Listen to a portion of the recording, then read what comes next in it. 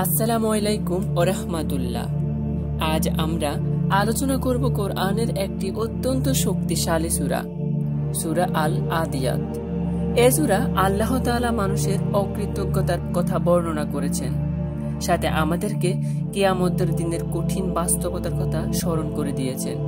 আল্লাহ তাআলা বলেন, শপথ দৌড়ন্ত অশ্বদের যারা হাঁপাতে হাঁপাতে দৌড়ায়, শপথ তাদের যাদের খুরের আঘাতে আগুন বের হয়, শপথ তাদের যারা ভোরবেলায় হঠাৎ আক্রমণ চালায়, বলে ধুলোর জ্বর তোলে আর শত্রুদের ভিড়ের মাঝে প্রবেশ করে।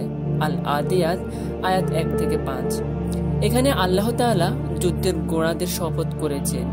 সেই ঘোড়ারা সাহসী, নির্ভীক, সামনে ছুটে চলা, ধুলো উড়ার আগুনের মতো শক্তি ছড়ায়। এর মাধ্যমে আল্লাহ আমাদের বোঝাতে চান মানুষের ভেতরে কত শক্তি, সাহস ও উদ্যম রয়েছে।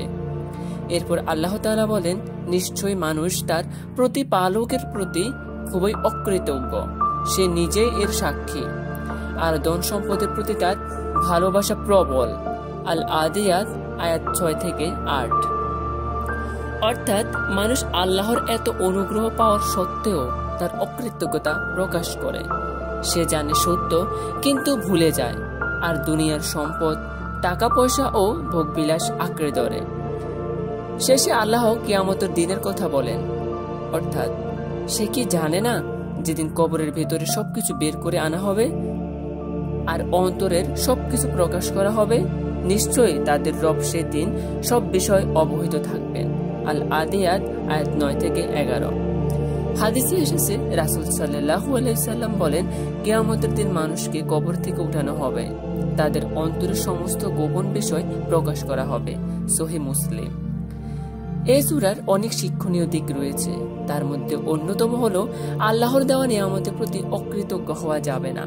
ধন সম্পদ ও দুনিয়ার প্রতি অন্ধ আসক্তি মানুষকে ধ্বংস করে। কিয়ামতের দিন প্রত্যেকের অন্তরে গোপন সত্য প্রকাশ হয়ে যাবে। আল্লাহর কাছে কিছুই গোপন থাকবে না। প্রিয় দর্শক, আল আদিয়াত আমাদের মনে করিয়ে দেয়, আমরা যেন দুনিয়ার সম্পদের দাস না হই, বরং আল্লাহর প্রতি কৃতজ্ঞ থাকি এবং আখিরাতের জন্য প্রস্তুত নিই। আসুন আমরা আমাদের অন্তরকে পরিশুদ্ধ করি, আল্লাহর আনুগত্য করি এবং সেদিনের জন্য প্রস্তুত হই, যেদিন অন্তরের সব রহস্য প্রকাশ পাবে। ভিডিওটি ভালো লাগলে শেয়ার করুন আর ইসলাম প্রচারের অংশ নিন। চ্যানেলটি সাবস্ক্রাইব করতে ভুলবেন না। আসসালামু আলাইকুম প্রিয় দর্শক শ্রোতা।